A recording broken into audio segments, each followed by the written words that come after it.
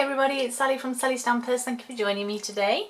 Today I'm bringing you these gorgeous craft pillow boxes. Aren't they just adorable? Obviously I've had to use the Tropical Escape suite. I'm absolutely obsessed with it right now and I just can't stop using it and playing with it and making different projects with it and trying it in different colourways.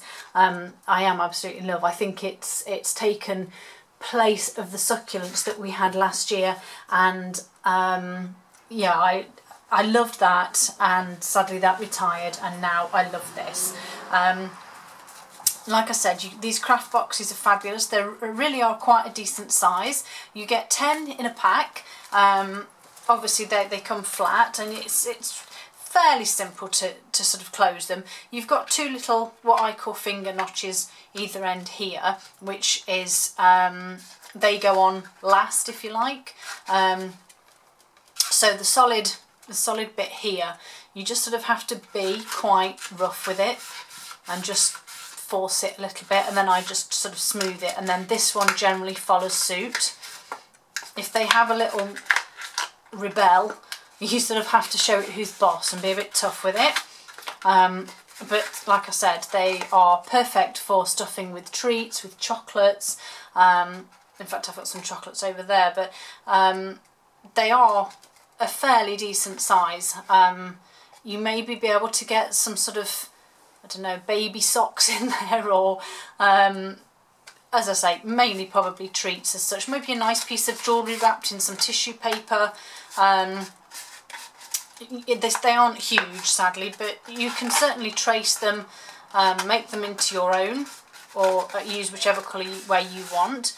But like I said, they're really good to use. So I'm going to show you how I decorated mine, which is fairly simple and straightforward.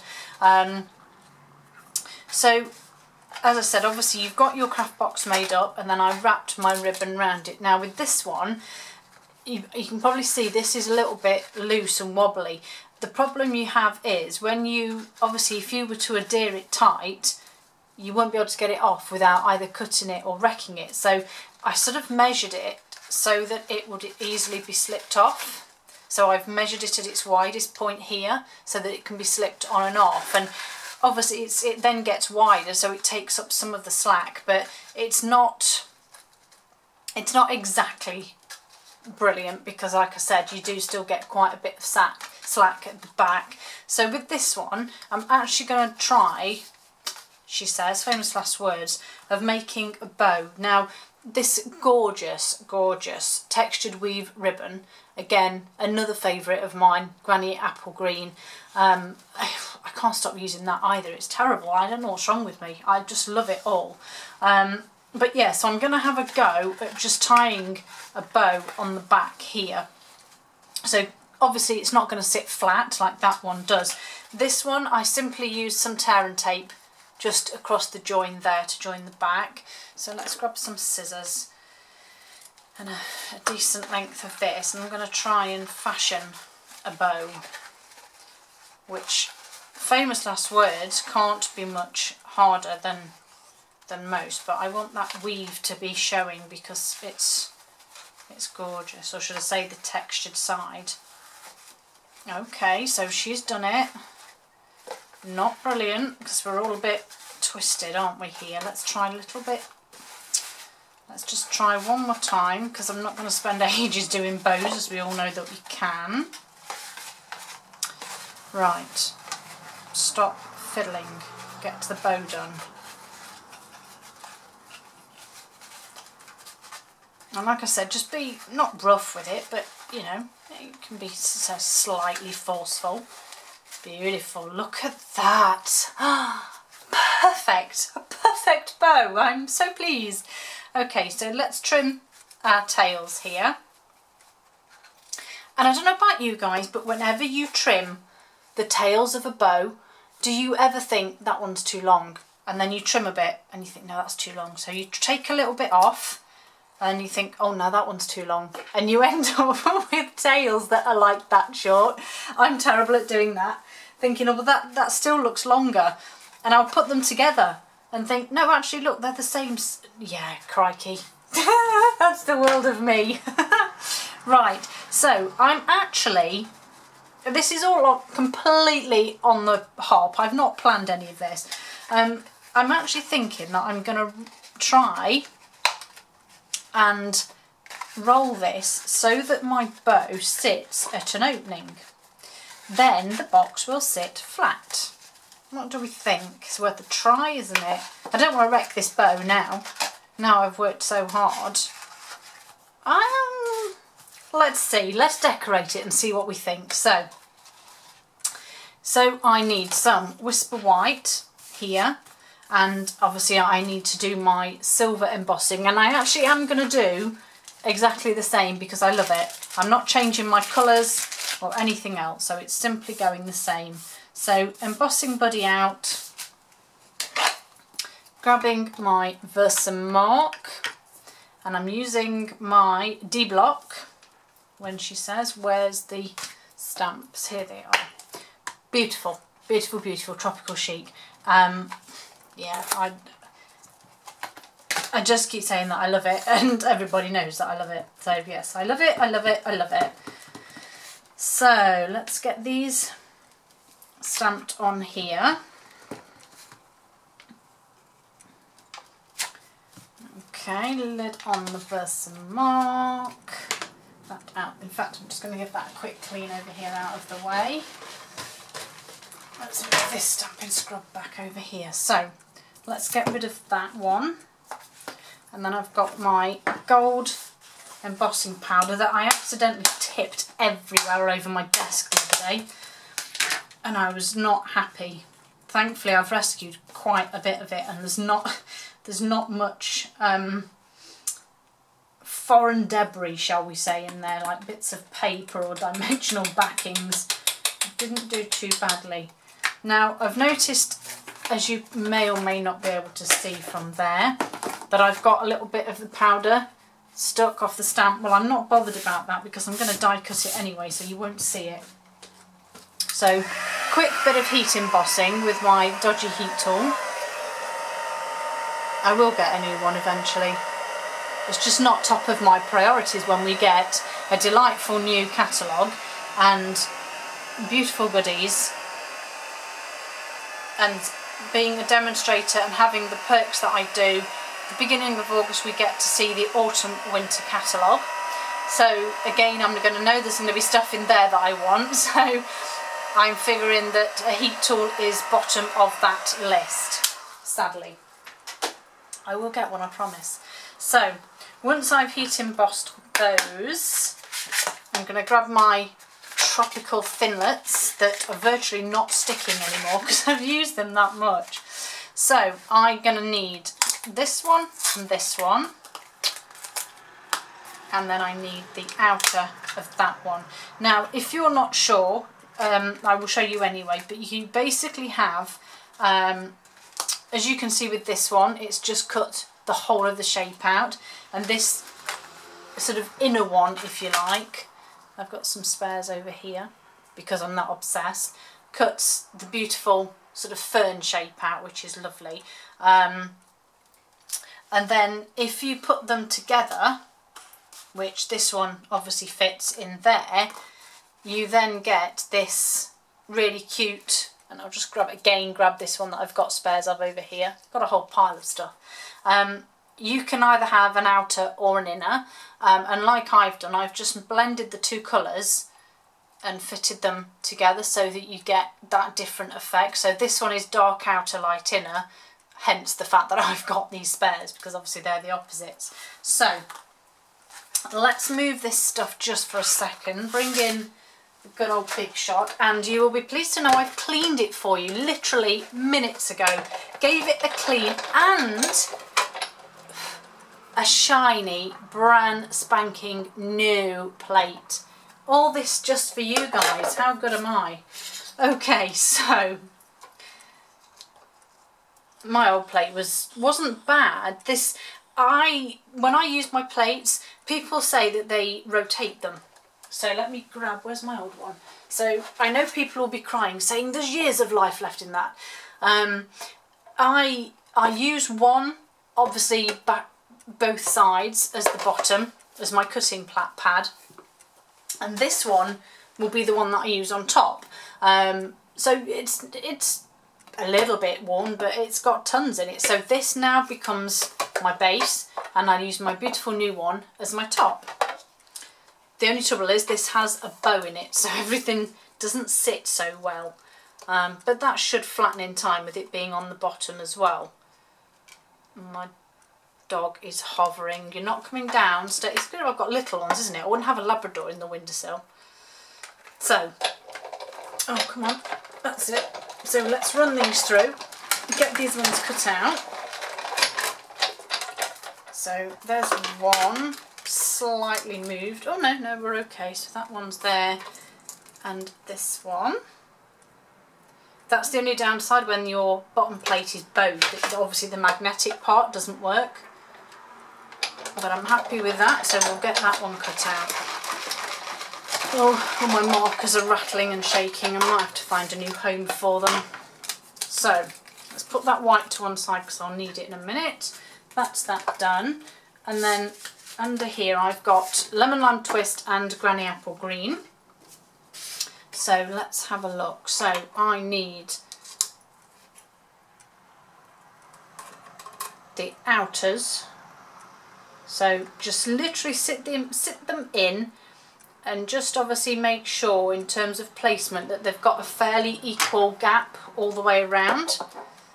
Slide that in there and then run that one through. So I need 2 of those. Out you come. And then I need 2 just of the normal full backs. So run that one through. Pop that one out. Just run these 2 through quickly. And I'll explain why in just a moment. Oh heavens, those markers. Right, so that's that one. Oops. And then one more. So there's my dark outer and my spare inner that I can use on another card. Back in here to line these up. It's a touch close there. That's better. And run that one through, and then we just need 2 lemon lime twist inners, which trust me will be a bit easier to do. So we'll get rid of that, get rid of that. That's the outer. Just use my scissors to get that out for the moment. And then we just need 2 of these. This colour combination in here is absolutely fantastic. And as I say, you can sort of mix pretty much any of the colours with them. I made a card that I think will be on my blog at some point this week, I believe, and it has the, I've used pinks. You really can get away with using anything with it.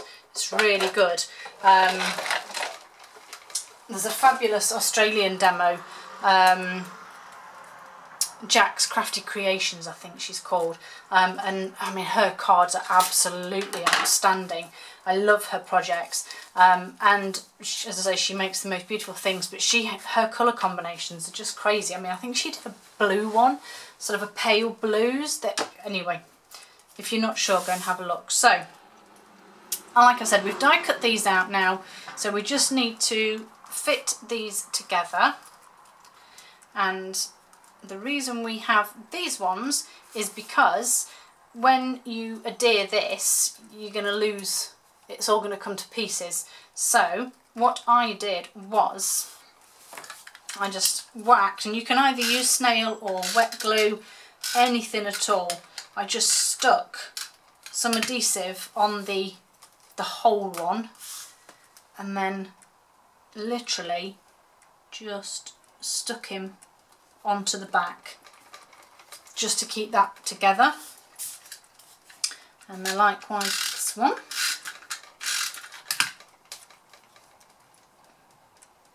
Just pop them together. And there we have some really nice sturdy leaves. There's my 2 die cut ones. So all I have left now is some, where's it gone, sequin trim. So I think this gold just looks lovely with it. So I want, now that's the question, do I hang my gold from here this time? Let's wait, because the next part I did was 1 3/4 inch circle punch. So it doesn't matter what colour you've used. I've used crumb cake just because it's quite similar to the craft and it will blend slightly better.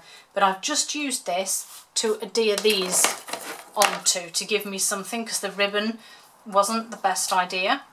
So just 1 glue dot is simply going on that corner there, and likewise just slightly overlapping, and then the next one on the back of here, but I just want some sort of placement with this because I don't want to,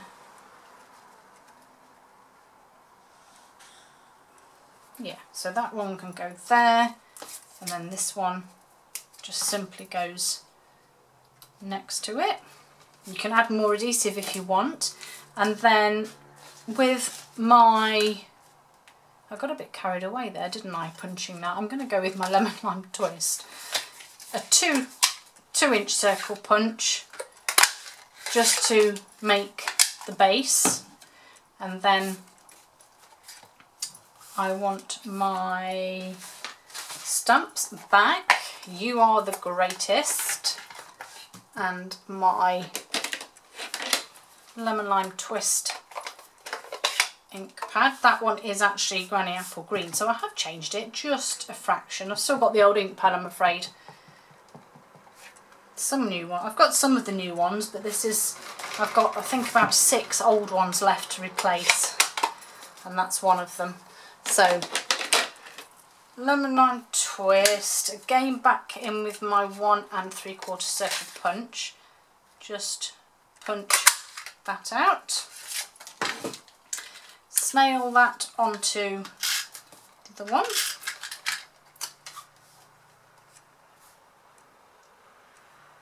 Put that on there. And then I'm just going to use for strength some tear and tape. And yes, I do still have some fuse, but I'm not using it on camera anymore. I'm on my last one. I feel like I've been on my last one for years, but I am getting down it, I promise. Right, so what I did forget to mention is that on the pillow box, because you've got this, yeah, I don't know the technical word, bowed side, this is just sort of sitting straight. So if you want to, just very gently use your bone folder before you stick them on to just give them a little curl, and they will just sit a little more flush. You can bone fold these as well. These will curl slightly. Obviously they are thicker, so it may just be a bit harder, but you can do it. And then my sentiment is going to go, where's my piercer? There it is. My sentiment is going to go over the top of that. I don't know why this has taken me so long to do today. So that's just going to sit there. And then a slight little bend. So this is going to sit on here. I'm going to do this one at more of an angle, you know, and leave that bow at the top. So this is going to go here. I've decided, made that executive decision. So I'm going to add a bit of trim, and then just a couple of glue dots, which is always a nightmare with on ribbon, but I'm going to add a couple of glue dots just to hold it in place.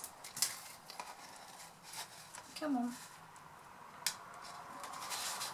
So that one, hold that in place. Obviously you can add more if you want to. And then I'm just going to pop this on, and again I'm going to use some of my tear and tape to hold it in place, and it hopefully will run along here.